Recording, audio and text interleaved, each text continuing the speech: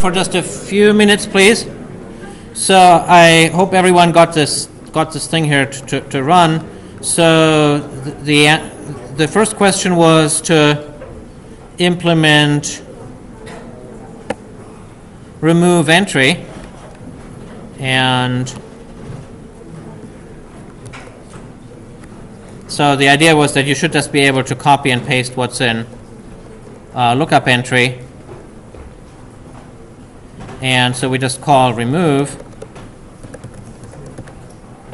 and I'm just going to call remove.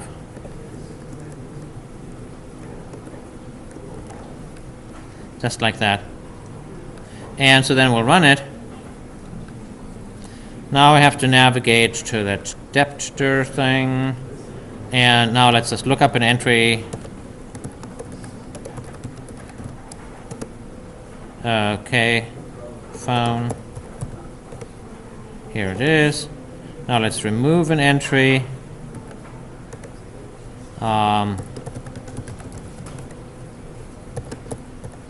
notice what a pretty interface it is, right? With these dialogues that pop up, not that ugly thing that we had last time. Oops. And it didn't work. So why didn't it work? So let me show you another NetBeans trick. If you want to know where remove, what this method is like, you can right-click on it, and then go to Navigate, go to Source, and then it navigates to here. Well, that doesn't actually do you a lot of good, because this is the class where it's implemented. No, sorry, that's the interface, not the implementation. So navigate, go to implementation, and here is the implementation of the method. And so you can see it was never implemented.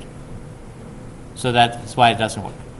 So what I wanted to show you is this nifty way in NetBeans how you can navigate by just right-clicking on a name, and it can show you where is it defined, where is it implemented, and that's a really, really helpful thing to be able to do. Another thing that you can do is you can find who uses it.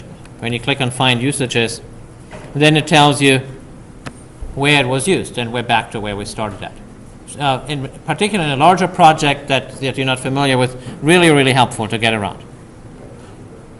So, of course, now we would have to implement it, but relax, I'm not having you implement it now. So the thing that I want to point out is that suppose you did implement it. What would you need to do next? You would run the program again. Now you click on here and you pick the department directory, and now you remove this entry. So you click, what is it, 3, and you type Horstman, and you type phone, and then you found it still had an error, and so you fix that error, and then you go and test it again. So you click on run, and you navigate here, and you pick this file, and you click on 3 for remove, and you type in horse.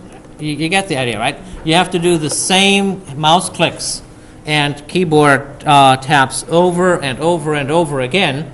And I used to work for a company where that's how they tested software. They hired people in some third world country who, for hours on end, for weeks and months on end, in fact, would keep running the same sequence of mouse clicks and keystrokes to find any bugs in the software.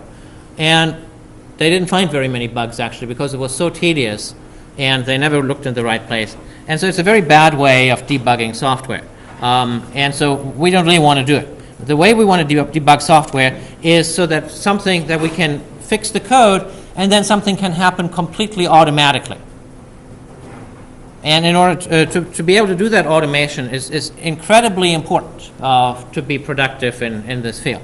Or to give you another example, I used to have graders who would take your program, unzip the file, make a project in NetBeans, run the project in NetBeans, type in some inputs, and then start grading. Can you imagine how horrible it must be to open 120 projects in NetBeans?